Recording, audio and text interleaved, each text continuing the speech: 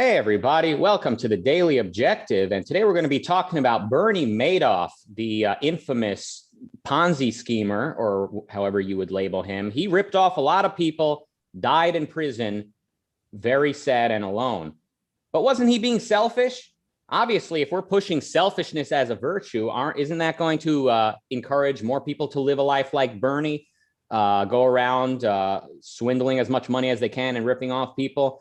That's often what people say. So we're going to get into that and figure out if that's the case or not. But I can't do it alone. First of all, I need all of you to super chat us so we can keep the lights on around here. Please also consider becoming an Ayn Rand Center UK member for exclusive content and study groups with some of the best thinkers of the objectivist philosophy around these days. And also, you get to help this thing grow. Also, let's welcome our co-hosts today. First off, we got a guy who, you know, Ayn Rand said that there's moochers and that there's producers. But this guy works in a field where the producers are the biggest moochers of all. It's actor Mark Pellegrino. What's up, Rucka? Hey. And we got Greece's very own, the Greek myth himself, Nikos Sotirakopoulos. I'm still processing the previous one. Anyway, I'll watch it on video and try to get it because I didn't get it the first time. But anyway. Thank you already for the super chat, Jeff, with the $2 Canadian. Really helps us keep this thing moving. So listen, Nikos, you must kind of look up to Bernie a little bit, right? You're a red-pilled.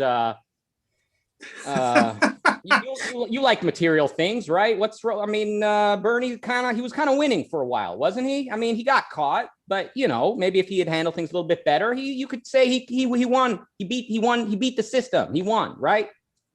So why is Bernie Madoff a very good example to this caricature that says that selfishness is, if you're selfish, you do whatever you want, and if you do whatever you want, basically you're selfish. It's this weird relationship. So what happened with Bernie Madoff? So a bit of a story for his life. So for something like 30 years or decades, he was doing very, very well. He was a productive person, doing honest work, and he was doing quite well. And then he decides that there's another way. And this other way was this very elaborate Ponzi scheme, which had bamboozled and fooled many people, including many famous people. And here's the thing, even before Bernie Madoff was actually, it was revealed that he's this Ponzi schemer, that he was this fraud, he was already feeling the agony. He was living with the nightmare that he's gonna get caught anytime, and this is not a good life. Then he gets caught, and one tragedy follows the other. So he reveals this to his children, then he's brought to they tell him, okay, this is not cool. He's brought to the police. He ends up in prison. His son commits suicide, allegedly maybe related to all this chaos that this brought the family. Anyway, we don't know. That's another discussion. And then the father has to process in prison where he died sick and again in agony. And the question is, was this really selfish? Is this really selfish? And here's what I find very interesting. Remember last week, we had a discussion about this new philosophy or these new ideas in parts of the right. We're talking about Bronze Age perverts. And we had many of his followers troll us, but some of them engaged in serious discussion. They said, look, guys, the thing that you don't get is that forget about reason. Might makes right. That's the idea of the conqueror. If I tell you that 2 + 2 = 5 and I'm stronger than you, you're going to submit that 2 + 2 = 5. So the problem with this is that, beyond everything else, that's not good for you, for quote the conqueror, because that's not a good life. First of all, it's going to be probably a short life. I was watching a documentary this weekend about the biggest mafia families in Greece. So the biggest mafia family, the father who was running it, and he had done all sorts of violent, bad things. But at some point, he was the king of the Athenian night. Both his sons were murdered, one of them almost in front of his eyes, on their 30s. And he lived to see this. And also he was executed in front of his wife. The family that alleged, or another family, a rival family, the leader of the family dies at the age of 37 with 18 bullets in his body.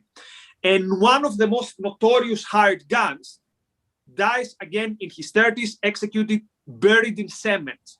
Now, if someone tells me that this is the proof that might gets right and the best thing to do in life is to go with whatever your instinct tells you, then I rest my case. Because what I see is misery, agony, and sleeping with two pistols under your bed, or living in constant fear that you're going to be caught.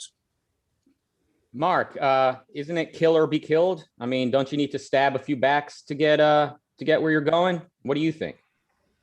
I definitely don't think stabbing a few backs to get going is the way to look after your long-term self-interests at all.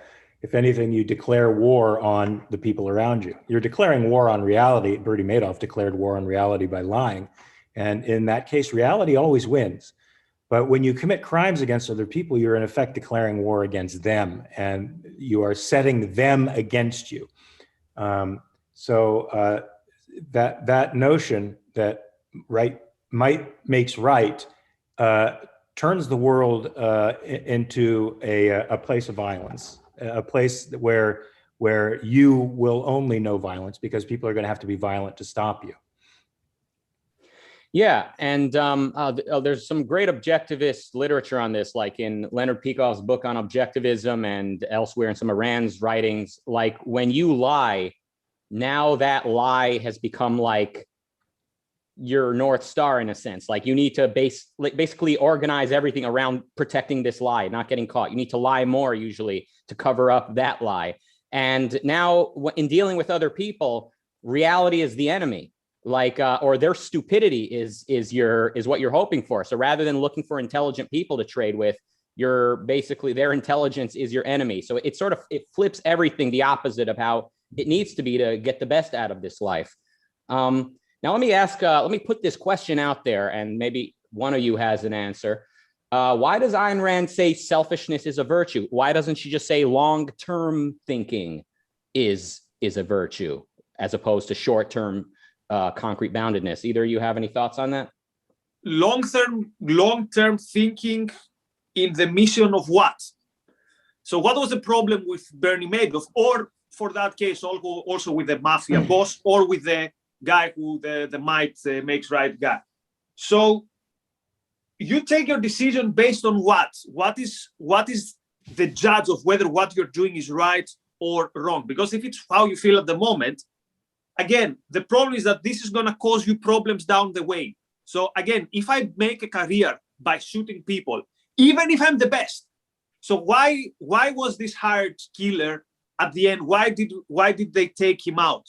Because the people around him started freaking out. Say, look, this guy goes and shoots people he has never met just because someone gave him the money. Now he's dangerous. We have to shoot him and bury him in cement. So the question is, what are the requirements for me to live life? And the requirements are, again, I need to produce stuff, and I need to do it in a way that makes sense to what are the requirements of my, okay, now that was a cyclical argument, but let's put it different. Why is not killing others a long-term good plan?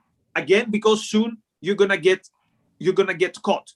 Why is not lying a good way to go through life? Because soon you're gonna realize that, as you said, now these lies pile up, and now these lies are your enemy in a way. You have to remember these lies, and you have to make sure that you maneuver life through lies. But even if you never get caught, never, ever, ever, you know that you have lied. You know that you have BS'd people.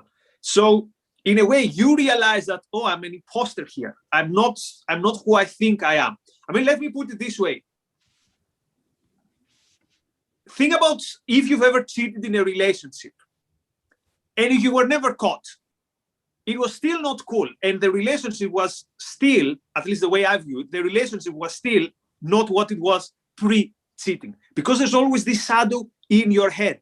Or someone says something and then you're jumping like, oh, why did you say this? What do you mean where I was in October?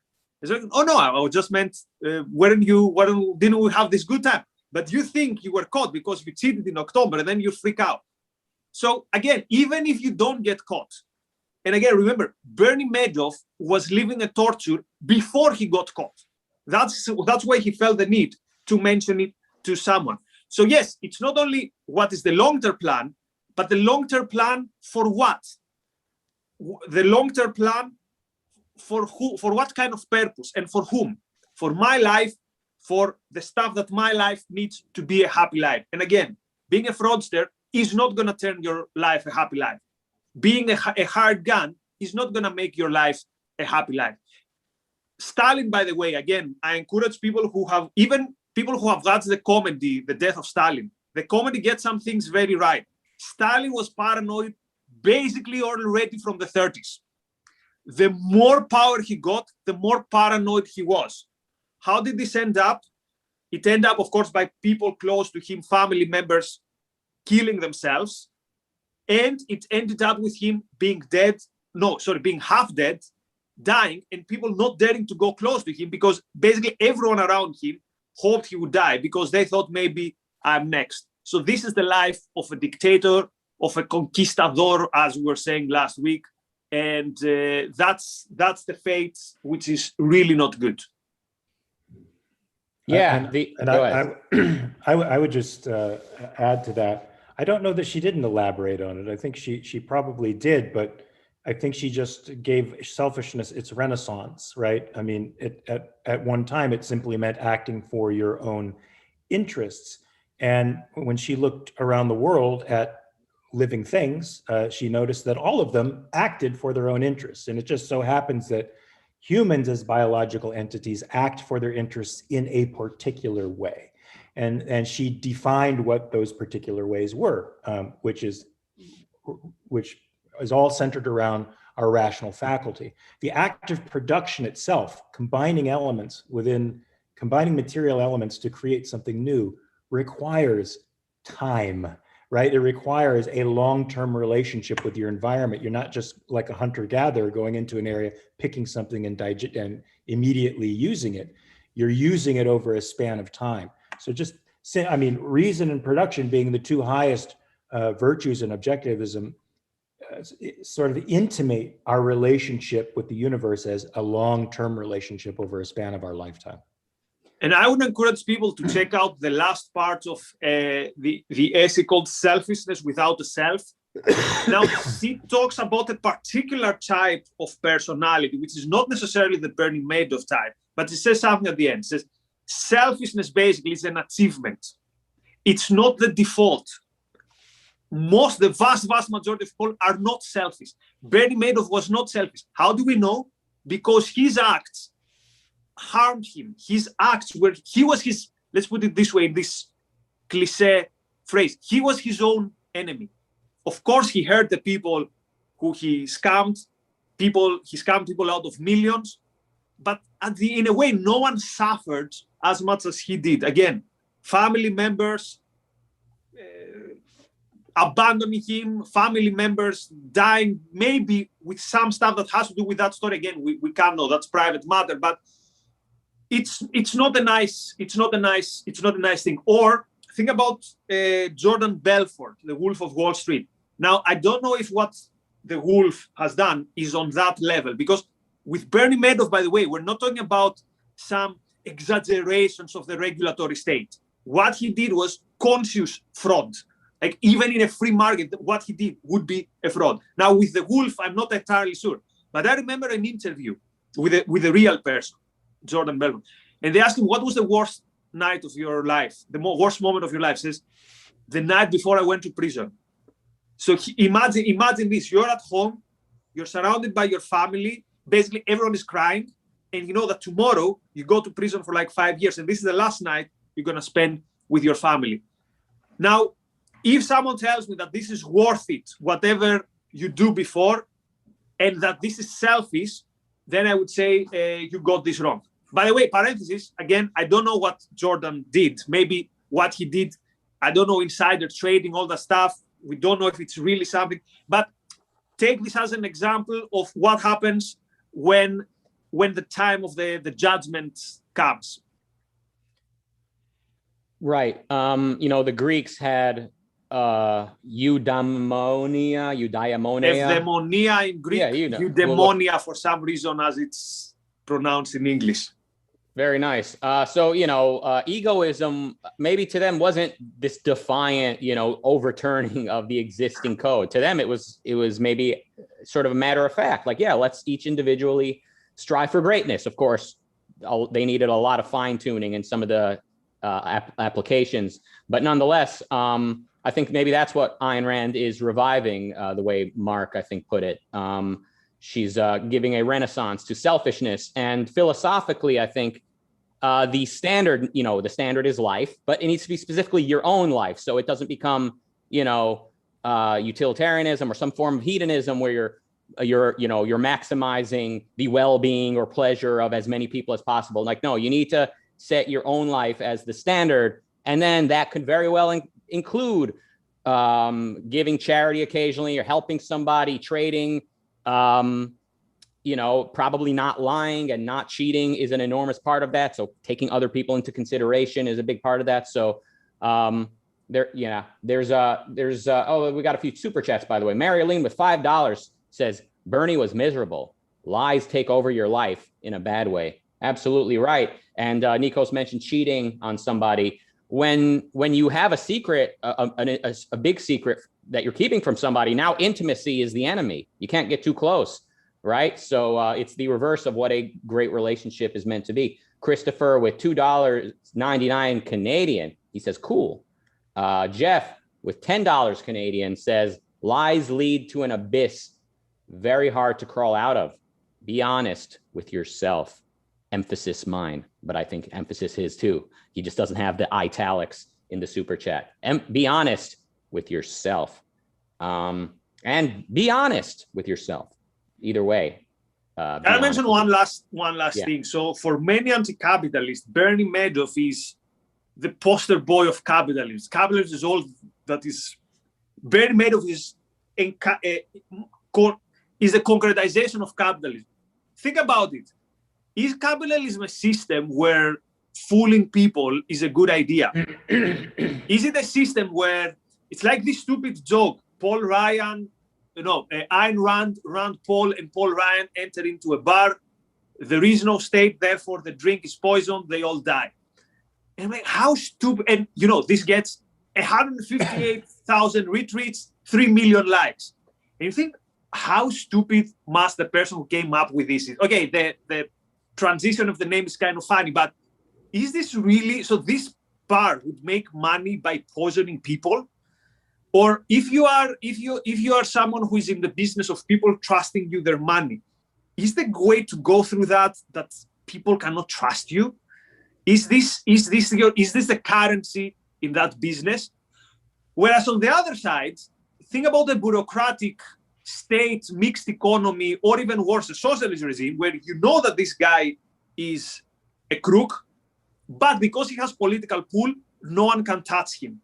Or he's a lousy plumber, but because he's the only plumber in the village who is allowed to plumb, you're stuck with that plumber because no one else is allowed to do this job. So actually, Bernie Madoff is the antithesis of what capitalism actually is, and he's the opposite of a poster boy. Yeah, I think that a check and balance against Bernie Madoff's in a free society is other people pursuing their own self-interests, because they will be attempting to not be cheated, let's say, because they want the best bang for their buck, the most return. And some of these people unfortunately just went for that with Bernie. I think some of the actors that invested their money with him saw 20% returns or something on his investments, and they weren't savvy enough to think that there's something rotten in the state of Denmark, that those kinds of returns just don't happen. So they were going for the short end deal too. What they should have been doing was looking out for their own interests. Was this is very unusual. Let me see why this is happening. And had they done that, looking out for their own interests for real, which means being conscious about everything that you do, measuring everything that you do. Look, people don't want to do that. I can confess, I can make my own confession that every bad thing I've ever done to myself and others has been because I wanted a short-term gain. And I didn't think too much about the consequences of my behavior. And, you know, for a while, I think that was promoted because I'm an actor, you know, in acting class, your teachers promote impulsiveness and emotionality, and you sort of, you train into your being. And this is also, I think, promoted in our culture as well, but you train into your being this idea that my instincts know things and my feelings are automatic connections with the truth. So you don't have any, you just think it's automatically in your long-term interest to do what you want in the moment. But no, you have to relearn that. You have to rethink that, and pay attention to what's going on around you. And before you make moves like investing in Bernie Madoff's seeming pie in the sky investment scheme, you better check him out. Yeah. By the way, that's also an interesting introspection exercise. So if we find the areas where we've completely screwed up in life, what was behind it? What was so? Anyway, I don't want to get too introspective here, but that's a very interesting thought experiment. Mm-hmm. Rucka. In a rational society, people would kind of know what they're looking for, but also the government's job would be clear, just like we see on the sort of what's the opposite of white collar crime? I don't know, blue collar crime. Just like when it comes to the police arresting, you know, street crime. So if you tell them, like I bring this up, you tell them I was just assaulted or burglarized, there's a chance the police will find time to investigate and catch the guy. But you tell them I know a guy who's selling drugs somewhere, they can't wait to go arrest that guy. I think similarly, in a society where the government is not constantly regulating inappropriately, constantly not doing the types of shenanigans that they're up to in today's context, they would have the focus and the energy to find and arrest fraudsters, or to take that type of thing a lot more seriously. In the chat room, we've got a guy named Zeben who he says Madoff was greedy. Greed is actually lost the comment, but he said, okay, greed is lust applied to material values. I'm wondering if Zeben is holding a premise that we might not necessarily agree with. So is there anything wrong with greed or lust? I don't think so. I think it's the question is by what standard, right? What do you think? And how do we define it? So notice that usually when someone is after money, it's considered a bad thing. But think, for example, about Michael Phelps. He's won some 20-something Olympic medals. Is this greed? And why is going after Olympic medals okay, but going after money is not okay? Or why is going after, bicycles okay, but going after something else is not okay?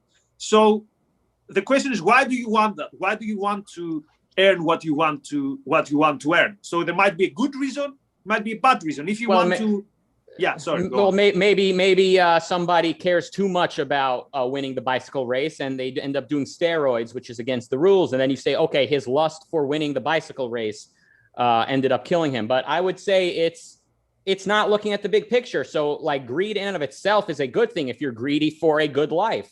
It could include money. Let's say making a lot of money is important to you. There's no, sky is not even the limit, make as much money as possible in the full context of things. So maybe that's one way to look at it. So I would say that I don't attach sinful values to emotions like lust or greed. Those are feelings, right?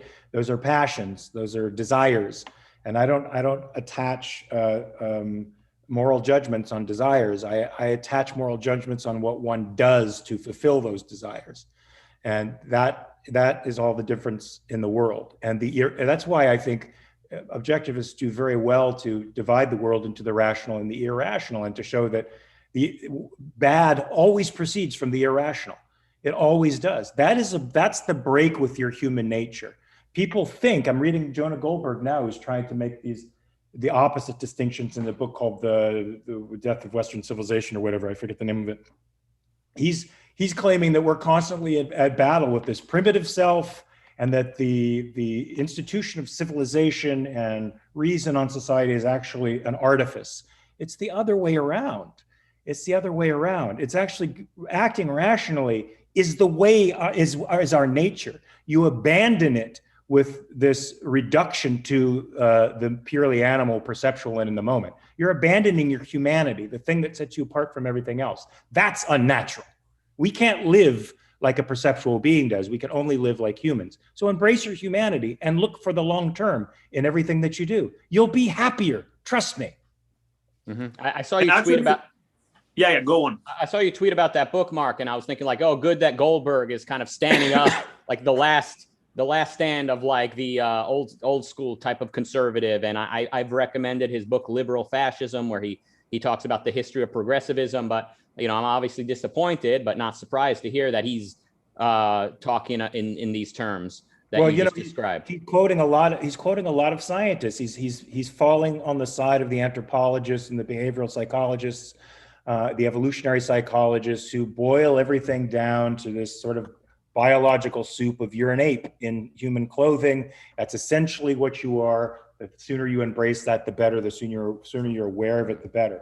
Not that there's not something to be said for some of that, for sure, but he has a terrible perspective on it. You don't look at human reason as an artifice in the world. It's your nature. Yeah, the battle is lost if that's the best defense against both the left and the Trumpian nationalists. If this is the National Review's answer to all of that, is this pseudoscience or blend of good and bad science that we're seeing in the, whatever the intellectual dark web or whatever we would call what's happening out there, then we're in big trouble. All the more reason to give objectivism a fair shake, folks, and give it a shot. By the way, Catherine in the chat, who I think has hosted this show in the past, says the SEC, which is the U.S.'s regulatory agency, did nothing to stop Madoff's crimes, despite having multiple warnings from other industry professionals for years before he was exposed. So I think that speaks to the point that in a society where, well, there shouldn't be a regulatory agency, but there should be a way to report fraud to the government. And in a properly free society, the government would take such tips seriously, as opposed to today, where they're too busy basically dealing with the lobby system. And I might add that the regulatory state incentivizes turning over moral agency to someone else. And so people become accustomed and acclimated to not taking control over their own lives, to not looking into the details of purchases. They expect someone else to do it for them. And the more responsibility the state assumes for your life, the more people just expect not to have to think too much about anything. And that's what I see in the world today, is people claiming that to not have to think about life is the goal of civilization, to put you in that position where you don't have to think about life anymore. That's just an absurdity, piled upon an absurdity. Yeah. And I end with 3 recommendations. So on this topic, so one is from the Virtue of Selfishness, and it's Nathaniel Branden's essay, Isn't Everyone Selfish? So this addresses this issue of whether merely doing what you feel like doing or doing things to screw others, whether this is really selfish. The other one is a talk, actually more like a webinar by Greg Salmieri with the same title, Isn't Everyone, actually no, slightly different title. Isn't Everybody Selfish? Is Greg's, whereas Brandon is Isn't Everyone Selfish? But if you go to YouTube and put Isn't Everybody Selfish, this is a very illuminating talk by Greg. And the third source I want to recommend, more in terms of a real life, not the real life, because everything is real life, more on the level of how to think about this in everyday aspects, in simpler terms maybe, is a talk by Yaron Brook in the 2013 Ocon called Objectivism is Radical, parentheses, and Applying It Can Be Hard. This applying it can be hard is what we've been discussing today, that selfishness is actually an achievement. It's not a given. It's not the default. It is actually something which needs to be achieved, and it's difficult to achieve it, and it's a big victory if you manage to do it. So these three sources can give you the philosophical context to the discussion we had today. Thank you, Bonnie, for the $5 super chat. She says, great points, Mark. Wish I could give more. Thank you, Bonnie. And thanks, you, everyone, for all the super chats today. This was a pretty great day for super chats. Should we move this over to Clubhouse, folks? We will let the audience.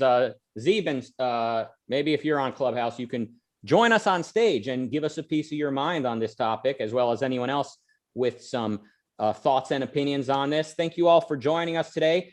We'll jumping over to Clubhouse. We'll be back here tomorrow, same time for the Daily Objective. Thank you, Mark, the audience favorite. Thank you, Nikos, the audience second favorite, and you're welcome. That's just today. Nikos Just is today, the audience favorite. Yeah, sometimes there's only two of us. Anyway, see you guys tomorrow and meet us on Clubhouse momentarily, and goodbye. Thanks, everyone.